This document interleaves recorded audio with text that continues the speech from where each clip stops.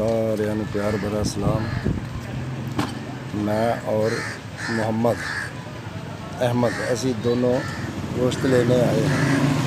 मुर्गी का गोश्त लेने वास्ते असी आए हैं, है ना। क्योंकि अज मोहम्मद ने भी चले जाना और सब ने इन्होंने चले जाना सरगोदा में, और साड़ी जी रौनक घर की हुण घट जानी है। ये अब्बू ने लेने वास्ते आना है ना। बोलो क्या मेरे अब्बू ने लेने आना है, इसमें बोलो ना। मोहम्मद शर्मा रहा है, मोहम्मद जो है ना जी, ये शर्मा रहा है, वो गल नहीं कर रहा सही। हाँ, क्या मेरा तेरा पापा जानी लेने आ रहा है, तो बोलो गाड़ी में बोलो भी है। मैंने तो कह दिया। क्या हाल है जनाब, ठीक ठाक। बेटा तो सारिਆਂ ਨੂੰ प्यार भरा सलाम।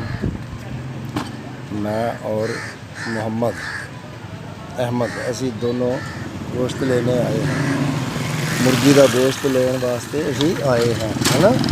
क्योंकि अज मोहम्मद ने भी चले जाना और सब ने इन्होंने चले जाना सरगोदा में, और साड़ी जी रौनक घर की हुण घट जानी है।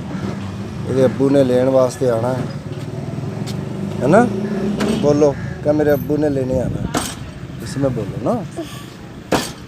मोहम्मद शर्मा रहा है, मोहम्मद जो है ना जी, ये शर्मा रहा है, वो गल नहीं कर रहा सही।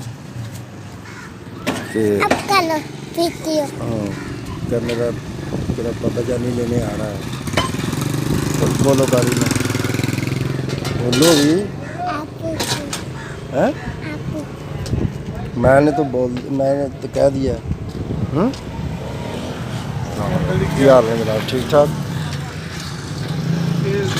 बेटा